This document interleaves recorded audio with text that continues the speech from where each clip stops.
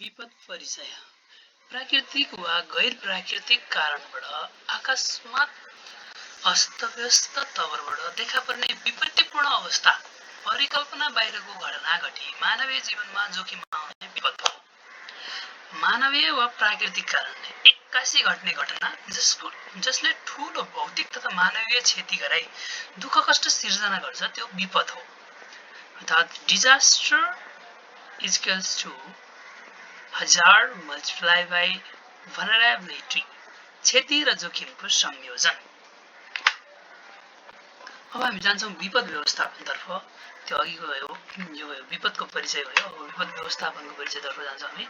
विपद हुन सक्ने सम्भावनालाई दृष्टिगत गरी यो विपद हुनुभन्दा पहिला नै विपद हुन सक्ने सम्भावनालाई दृष्टिगत गरी त्यसलाई नियन्त्रण गर्ने हुनुभन्दा पहिला नै रोक सकिन्छ भने त्यसलाई रोक्ने नियन्त्रण गर्ने त्यसको मारबाट बच्ने उपाय अपनाउने यदि भइहाल्यो भने त्यसको मारबाट बच्ने उपाय अपनाउने र विपद भइसके पश्चात भइ पनि सक्यो त्यसबाट पर्ने मार पनि परिसक्यो भने त्यस पश्चात त्यसबाट पर्ने असरलाई अनुमान गरी विपद भइसकेपछि के हुन सक्छ त भन्ने कुरालाई पनि अनुमान गरी पहिले नै सचेतना अपनाउने कार्य विपद व्यवस्थापन हो। यसमा विपदको पूर्व अनुमानदेखि पुनर्स्थापनासम्मका क्रियाकलापहरू पर्दछन्। विपद पूर्व तयारी विपद हुनुभन्दा पूर्वको तयारी प्रतिकार्य र पुनर्लाभका लागि गरिने सम्पूर्ण कार्य विपद व्यवस्थापन हो। विपद व्यवस्थापनको चक्र छ। विपद व्यवस्थापन चक्र यो परीक्षाको दृष्टिकोणले महत्त्वपूर्ण पनि छ। यसलाई सोध्न सक्छ। विपद व्यवस्थापनको चक्रमा पहिलो नम्बरमा पर्छ पूर्व तयारी। पूर्व तयारी भइसके पश्चात विपद हामी चाहिँ विपदको लागि पूर्व तयारी गर्छौँ हैन। पूर्व तयारी गरिसके पश्चात चाहिँ के हुन्छ विपद आउँछ। विपद पश्चात चाहिँ हामीले प्रतिकार्य गर्छौँ विपदसँग जुझ्छौँ हैन। विपद आइसकेपछि के गर्ने त उद्धार हुन्छ राहत हुन्छ त्यो कामहरू गर्छौँ। त्यो गरिसके पश्चात चाहिँ हामीले के गर्छौँ त भन्दाखेरि त्यसलाई फेरि पुनर्लाभको काम गर्छौँ रिकभरीको काम गर्छौँ पुनर्स्थापनाको काम गर्छौँ पुनर्निर्माणको काम गर्छौँ। यसलाई चाहिँ पहिलाकै जस्तो अवस्थामा सुधार्ने प्रयास गर्छौँ र पहिलाभन्दा अझै बलियो बनाउने प्रयास गर्छौँ। त्यस पछाडि हामी त्यसलाई अझै विकास गर्दै लैजान्छौँ। विकासको चरण आउँछ विकास गर्छौँ पुनः त्यस प्रकारको विपद आएको खण्डमा चाहिँ क्षति नहुने गरी त्योभन्दा पनि सशक्त बनेर बस्ने कामलाई चाहिँ विकास काम गर्छौँ। त्यसपछि हामी फेरि न्यूनीकरण सम्बन्धी काम गर्छौँ। जस्तो विपद हुनै नदिने एउटा काम भयो। अर्को विपद भइसकेमा त्यसको क्षति न्यूनीकरण यो चाहिँ विपदका चरणहरू हुन्। चक्र भयो हैन। विपद व्यवस्थापनका चरण अर्थात् चक्रहरू चाहिँ भयो। त्यसपछि रहेको छ विपद जोखिम न्यूनीकरण र व्यवस्थापन गर्नुपर्ने कार्यहरू। यसलाई चाहिँ हामी दुईटा भागमा विभाजन गर्छौँ क र ख भनेको छ। कमा चाहिँ विपदका घटना एवं जोखिम न्यूनीकरण गर्नुपर्ने कार्यहरू हुन्छ। यो चाहिँ के त भन्दा घटना एवं जोखिम नै न्यूनीकरण गर्ने के विपदको घटना हुन नदिन जोखिम कम गर्नको लागि गर्नुपर्ने कार्यहरू एउटा छ भने अर्को चाहिँ अब विपद भइसकेपछि विपद व्यवस्थापनका लागि गर्नुपर्ने कार्यहरू छ हैन। विपद पूर्व तयारीलाई प्रभावकारी बनाउने विपद यो चाहिँ अब विपद घटना एवं जोखिमहरूलाई न्यूनीकरण गर्नको लागि गर्नुपर्ने कार्यहरू के त भन्दा पूर्वाधार विकास गर्दा विपदको संवेदनशीलतालाई ख्याल गर्ने हैन। पूर्वाधारहरू बनाइन्छ नयाँ पूर्वाधार बनाउँदा बाटो सडक बनाइँदा सुरुङहरू बनाउँदैछ। यी चिजहरूले चाहिँ के गर्ने त भन्दाखेरि यहाँनिर भूकम्प जान सक्छ हैन। यहाँनिर चाहिँ पहिरो आउन सक्छ बाढी आउन सक्छ यसलाई बिगार्न सक्छ यसले चाहिँ झन्झनको क्षति गर्न सक्छ भन्ने खालका कुराहरूलाई चाहिँ विचार गर्नु पर्यो पहिले नै विकास निर्माण गर्नुभन्दा पहिला नै त्यसले निम्ताउन सक्ने या त्यहाँ निम्तिन सक्ने चाहिँ संवेदनशीलतालाई ख्याल गर्नु पर्यो।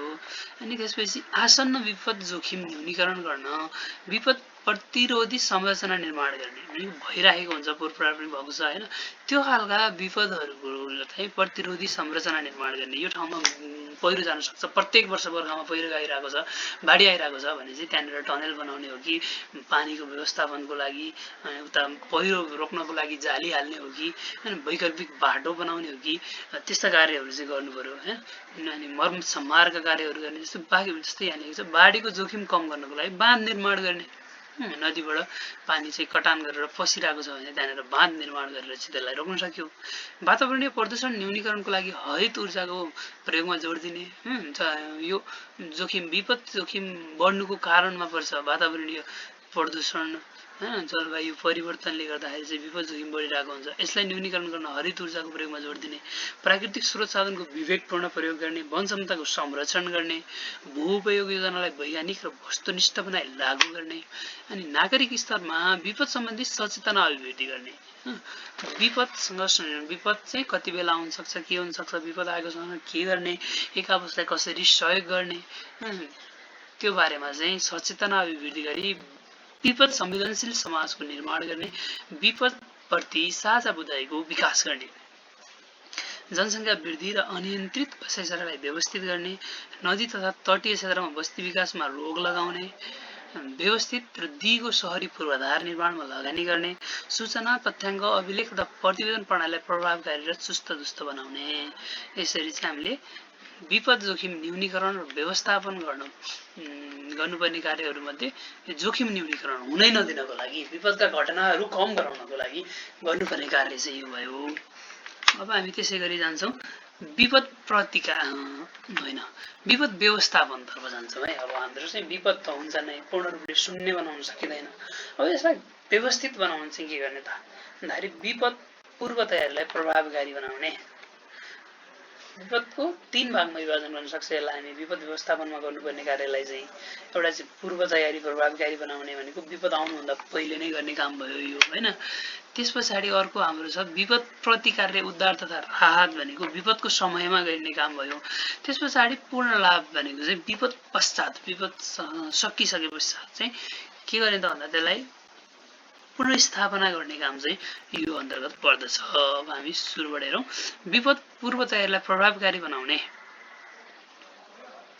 विपद पूर्व तयारीलाई प्रभावकारी बनाउने भनेको विपदभन्दा पहिला गर्नुपर्ने कार्य सम्भावित विपदको पहिचान र सामना गर्ने गरी संस्थागत र जनशक्तिगत संरचना तयार गर्ने विगतका विपदका कारण जडको विश्लेषण गरी सम्भावित विपदको पहिचान र जोखिम आंकलन गर्ने अनि के लेख्नु खोजेको यहाँ अर्कै भए जस्तो छ जोखिमको होला विगतका विपदका कारण र जड यसको कारण र के कारण जड भनेको पनि कारणै भनौँ न विगतका विपदको कारण र जडको विश्लेषण गरी सम्भावित विपदको पहिचान र जोखिम आकलन गर्ने है किन चाहिँ विपद आएको थियो किन चाहिँ बाढी आयो किन चाहिँ पहिरो आयो भन्ने खालका कुराहरूलाई चाहिँ विश्लेषण गरेर त्यसलाई जडैदेखिबाट चाहिँ रोक्नलाई चाहिँ हामीले लाग्नु पर्यो जस्तो कि पानीको स्तर कति भए पछाडि बाढी आउँछ हैन यहाँनेर नयाँ बाटो बनाउँदाखेरि चाहिँ यो चीज नगरेको हुनाले चाहिँ पहिरो गएको हो भन्ने खालका कुराहरूदेखि लिएर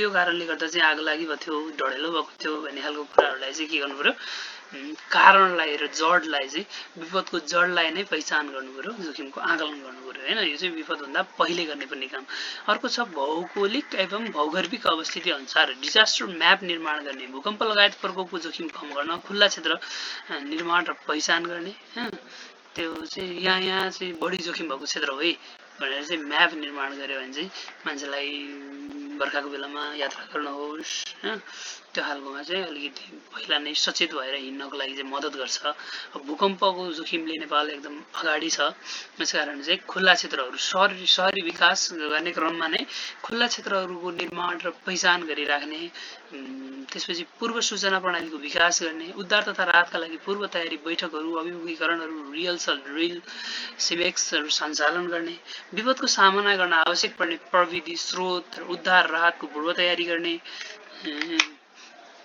अब जान्छौँ हामी विपद प्रतिकार उद्धार तथा राहत विपदको समयमा गरिने कार्य जो हामी प्रभावकारी माध्यमबाट सूचना प्रवाह गर्ने अब अहिले त सामाजिक सञ्जालबाट धेरैको सबैजनाको पहुँचमा भनौँ लगभग सामाजिक सञ्जाल टिकटक फेसबुक इन्स्टाग्राम यो माध्यमहरूबाट चाहिँ प्रसारण गर्न सकियो जस्तो कि अपडेटतिर हुन्छ नि रुटिन अफ नेपाल भन्दाले समय समयमा यहाँको बाटो बन्द छ यहाँ यस्तो जोखिम छ यहाँ यस्तो भइरहेको छ भन्ने खालको कुराहरू चाहिँ सामाजिक सञ्जालबाट दियो भने रेडियो र टेलिभिजनको माध्यमबाट दियो भने दिन सकियो त्यसपछि हामी अत्यावश्यक सेवाहरू व्यवस्थापन गर्ने अब विपद भइसकेपछि के गर्नु पर्यो भन्दा त्यहाँनिर फसेका व्यक्तिहरूलाई खानाको बस्ने औषधि उपचार हैन चोटपटक लागेको हुन सक्छ त्यसको उद्धार लत्ता कपडा सम्बन्धी व्यवस्था चाहिँ गर्नु पर्यो त्यसपछि खोज उद्धार राहत र वितरणलाई प्रभावकारी बनाउने स्थानीय स्तरमा रहेका सङ्घ संस्थाहरू प्रहरी भयो, सशस्त्र प्रहरी भयो, नेपाल प्रहरी, आर्मी भयो, उसलाई चाहिँ प्रभावकारी रूपमा तुरुन्तै परिचालन गर्न सक्ने गरी खोज उद्धार तथा राहत वितरण कार्यलाई प्रभावकारी बनाउने, पीडितलाई सान्त्वना दिने, परामर्श प्रदान गर्ने, कसैको मान्छे आफन्तहरू बितिरहेको हुन्छ, हराइरहेको हुन्छ, उनीहरूलाई चाहिँ एकदम विचलित हुन्छ, उनीहरूको अवस्थालाई चाहिँ सामान्य बनाउनको लागि, उनीहरूलाई चाहिँ सान्त्वना दिनको लागि चाहिँ परामर्शदाताहरू राख्ने, परामर्शका कार्यक्रमहरू राख्ने, सम्झाइ बुझाइ गर्ने कार्य चाहिँ विपदको समयमा गर्ने कार्य भयो। अब विपद भइसके पश्चात चाहिँ क्षतिको अभिलेख गर्नु पर्यो होइन, क्षति के कति क्षति भइरहेको छ भन्ने कुराको टिपोट गर्दै रहनुपर्छ। तत्काल विपद भइरहेको समयमा गरेको खण्डमा चाहिँ के हुन्छ, वास्तविक क्षति चाहिँ थाहा हुनसक्छ। शव तथा घाइतेहरूको व्यवस्थापन गर्नु पर्यो। त्यस पछाडि गएर अत्यावश्यक र आपूर्ति बीचको आवश्यकता र आपूर्ति बीचको खाडल पत्ता लगाई, आवश्यकता र आपूर्ति बीचको खाडल पत्ता लगाई सो अनुरूप आपूर्ति व्यवस्थापन गर्ने।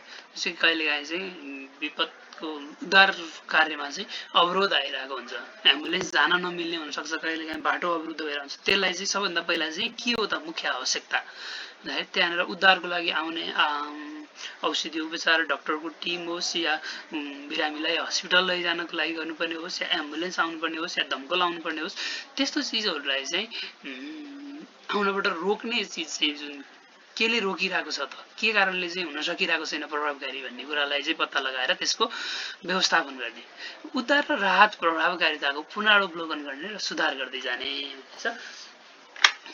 त्यसपछि अब हामी जान्छौँ तेस्रो चरण चाहिँ पुनर्लाभ, विपद पश्चात गरिने पुनर्स्थापनाको काम भनौँ। अब यसमा चाहिँ के छ त भन्दा क्षतिबाट भविष्यमा पर्न सक्ने असर र प्रभावकारी विस्तृत सर्वेक्षण गर्ने।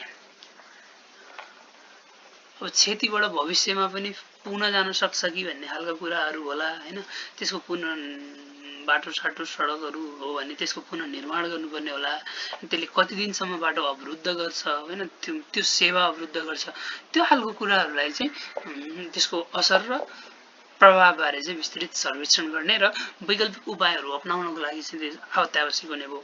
अब अर्को कुरो छ पीडितको स्वास्थ्य र वासस्थानको व्यवस्था गर्ने। अब कहिलेकाहीँ चाहिँ घर नै जलेको हुनसक्छ, घरबारी लगेको हुनसक्छ होइन, भूकम्प फत्केको हुनसक्छ, उनीहरूको लागि चाहिँ तत्काल वासस्थानको व्यवस्थापन गर्नु पर्यो। चोटपटक घाइतेहरू छ भने चाहिँ उनीहरूको स्वास्थ्य अवस्थाको चाहिँ व्यवस्थापन गर्नु पर्यो।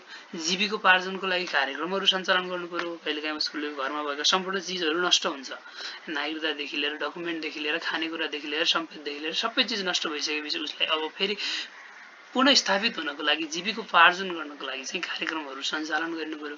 अब पीडितका लागि छुट सहुलियत अनुदानको प्याकेज ल्याउनु पर्यो। पुनस्थापित हुनको लागि व्यवसायहरू गर्नको लागि या कामहरू गर्न या पुनर्निर्माणमा घर बनाउन जेसुकैको लागि होस् त्यसमा चाहिँ अनुदानका प्याकेजहरू ल्याउनु पर्यो, छुट गराउनु पर्यो। सरकारले लाग्ने दस्तुरहरू करहरूमा छुट दिएर चाहिँ अगाडि बढाउन, पुनस्थापित गर्न र अझै सशक्त बनाउन चाहिँ मद्दत गर्नुपर्दछ। सामाजिक सांस्कृतिक एवं आर्थिक जीवनलाई पुरानै अवस्थामा फर्काउन सामाजिक एकीकरण, रोजगारी सिर्जना, बिल्ड ब्याक बेटरको नीति अनुरूप संरचनाहरूको पुनर्निर्माण जस्ता कार्यहरू गर्ने। एकपटक मान्छे पछाडि परिसकेपछि गरिबीको दुष्चक्र भन्छ नि, त्यसरी चाहिँ त्यसमा फस्न नदिनको लागि, पुनर्स्थापित गर्न, अगाडि बढाउन, समाजमा अरू सरह लैजानको लागि चाहिँ विशेष व्यवस्था गर्नु पर्यो। विपद व्यवस्थापन योजना, रणनीति र कार्ययोजनाको पुनरावलोकन गर्ने। अब यो गरिसकेपछि पुनः एकपटक मात्रै विपद आउँछ भने त होइन, पुनः आउन सक्छ। त्यसको लागि चाहिँ तयार रहने, फेरि के गरिएको थियो, कस्तो कस्तो भयो, प्रभावकारिता कस्तो रह्यो भन्ने कुराहरूको कार्ययोजना, रणनीतिको चाहिँ पुनरावलोकन गर्ने। अब जान्छौँ हामी, हाम्रो टपिक रहेको छ खास चाहिँ विपद व्यवस्थापनमा प्रदेश सरकारको र स्थानीय सरकारको भूमिका भन्ने। अब हामी चाहिँ पहिलो नम्बर प्रदेश सरकारको भूमिकामा जान्छौँ। प्रदेश सरकार भनेको चाहिँ माथिल्लो विपद व्यवस्थापनलाई चाहिँ हाम्रो सङ्घ प्रदेश र स्थानीय तहको साझा अधिकारको रूपमा राखिएको छ। यस अन्तर्गत हामी प्रदेश सरकारको भूमिका चाहिँ हाम्रो सिलेबसमा छ, जसअनुसार प्रदेश सरकारको भूमिकालाई पढ्न गइरहेका छौँ। प्रदेश सरकारको भूमिका के रहन्छ त भन्दाखेरि नीति निर्माणको तहमा, यो चाहिँ अलिकति माथिल्लो तहमा रहने हुँदा नीति निर्माणको तहमा हुन्छ। प्रदेश स्तरको विपद जोखिम न्यूनीकरण नीति तथा कार्ययोजनाहरू बनाउने, संस्थागत संरचना, प्रदेश विपद व्यवस्थापन समिति, विपद व्यवस्थापन केन्द्र गठन गर्ने, स्रोत साधन व्यवस्थापन गर्ने, उपकरण, जनशक्ति र वित्तीय सहयोग स्थानीय तहलाई उपलब्ध गराउने, त्यसपछि तालिम र जनचेतनाको कार्यक्रम गर्ने, विपद सम्बन्धी प्राविधिक तालिम सचेतनामूलक कार्यक्रमहरू सञ्चालन गर्ने, त्यसपछि अनुगमन र मूल्याङ्कन स्थानीय तहको तयारी तथा प्रतिक्रिया गतिविधिको अनुगमन र समीक्षा गर्ने, संघ र स्थानीय तहबीच समन्वय गर्ने, बहुपक्षीय समन्वय र सहकार्यमा मध्यस्थता गर्ने, संघीय सरकारले गर्ने परिचालनलाई स्थानीय स्तरसम्म पुर्याउनका लागि चाहिँ माथिल्लो र तल्लो तहको बीचमा ब्रिजको रूपमा रहेर चाहिँ काम गर्ने गर्दछ। प्रदेश सरकारको भूमिका यस प्रकार रहेको छ। अब हामी जान्छौँ विपद व्यवस्थापनमा स्थानीय सरकारको भूमिका। यसमा चाहिँ जोखिमको मूल्याङ्कन गर्ने भनेको स्थानीय स्तरमा आफ्नो क्षेत्रहरूमा चाहिँ कहाँ जोखिम हुन सक्छ, कहाँ चाहिँ विपत्ति आउन सक्छ भन्ने खालको कुराहरूको चाहिँ पहिला नै मूल्याङ्कन गर्नुपर्यो। बाढी पहिरो आगलागी महामारी जस्ता स्थानीय जोखिमहरूको पहिचान गर्ने हैन, म्यापहरू निर्माण गरेर राख्ने, विपद म्यापहरू बनाएर राख्ने, त्यसपछि गएर योजना निर्माण, स्थानीय विपद व्यवस्थापन योजना तयार गर्ने र कार्यान्वयन गर्ने, तत्काल प्रतिक्रिया, विपदको घटना घटिसकेपछि सबैभन्दा तल्लो तहमा रहेको संरचना भएको हुनाले तत्काल उद्धार, राहत वितरण, सुरक्षित स्थानमा स्थानान्तरणको जिम्मेवारी पनि स्थानीय सरकारको रहन्छ। सामुदायिक समावेशीकरण, टोल विकास समिति, विद्यालय, स्वयंसेवक समूहलाई सक्रिय बनाउने र साथै केन्द्रीय सरकारका निकायहरू छन्, प्रहरीहरू भयो, सशस्त्र प्रहरीहरू भयो, उनीहरूसँग चाहिँ समन्वय गरेर, अस्पतालहरूसँग समन्वय गरेर चाहिँ समन्वयकारी भूमिका चाहिँ के गर्छ स्थानीय सरकारले खेल्नु पर्यो। त्यसपछि सूचना प्रणाली विकास गर्ने, जोखिम नक्सा बनाउने, यो पनि भनिसकेँ मैले, जोखिम नक्सा बनाउने, विपद प्रभावित व्यक्तिहरूको डाटा राख्ने, स्थानहरूको डाटा राख्ने, त्यस पछाडि गएर साइरनहरू लगाउने, साइरन राख्ने, सूचना प्रणालीहरूको चाहिँ विकास गर्ने, SMS सिस्टम विकास गर्ने जस्ता कार्यहरू चाहिँ गर्नु पर्यो। त्यसपछि जनचेतना र अभ्यास, सचेतना कार्यक्रमहरू गर्नु पर्यो, उद्धारको लागि मक ड्रिलहरू गर्नु पर्यो। यसरी चाहिँ स्थानीय सरकारको भूमिका रहन्छ भने स्थानीय स्रोत साधनको परिचालन गर्ने, अब विस्तृत रूपमा बजेट आउन केन्द्र सरकारले प्रदेश सरकारले लगानी पुनर्स्थापना गर्न या भनौँ उद्धारको काम गर्नलाई चाहिँ समय लाग्न सक्छ है। त्योभन्दा पहिला चाहिँ तत्कालको लागि आवश्यक पर्ने पुनर्स्थापनाको लागि चाहिँ स्थानीय स्रोत साधनको परिचालन गरेर पुनर्स्थापनादेखि लिएर चाहिँ त्यसको न्यूनीकरणको लागि चाहिँ कार्यहरू गर्ने। विपद व्यवस्थापनमा स्थानीय सरकारको भूमिकालाई चाहिँ अब अघिको त्यो बुलेट स्टाइल अर्कै स्टाइलमा थियो भने यो अलिकति अर्कै फरक स्टाइलमा लेखेको छ, कुन राम्रो लाग्छ कमेन्ट गर्नु होला।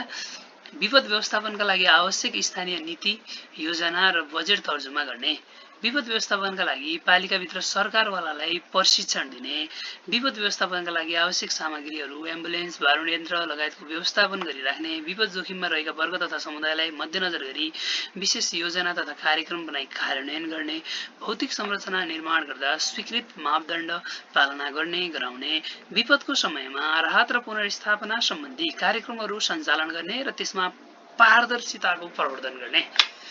त्यसपछि गएर वडा स्तरमा विपद पूर्व तयारी र प्रतिकार समिति गठन गर्ने र उनीहरूलाई सक्षम र जिम्मेवार बनाउने, बाढी, डुबान, पहिरो, भुच्चे जस्ता जोखिमयुक्त स्थानको पहिचान गरी वस्तुलाई सुरक्षित स्थानान्तरणका साथै उनको व्यवस्थापन गर्ने। त्यसपछि विपदपछिका पीडितहरूको पुनर्स्थापना गर्ने, विपद व्यवस्थापनमा नेपाल सरकार र सम्बन्धित प्रदेश सरकारसँग सहकार्य, समन्वय र साझेदारी गर्ने।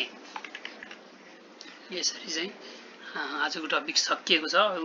थप नेपालको विपद व्यवस्थापनमा रहेका समस्याहरू, त्यसपछि विपद व्यवस्थापनका लागि गरेका प्रयासहरू, यी कुराहरू चाहिँ बाँकी छ। यसलाई चाहिँ म प्रश्न उत्तर शैलीमा पुनः लिएर आउनेछु। आजको लागि यो भिडियो यही अन्त्य भएको छ।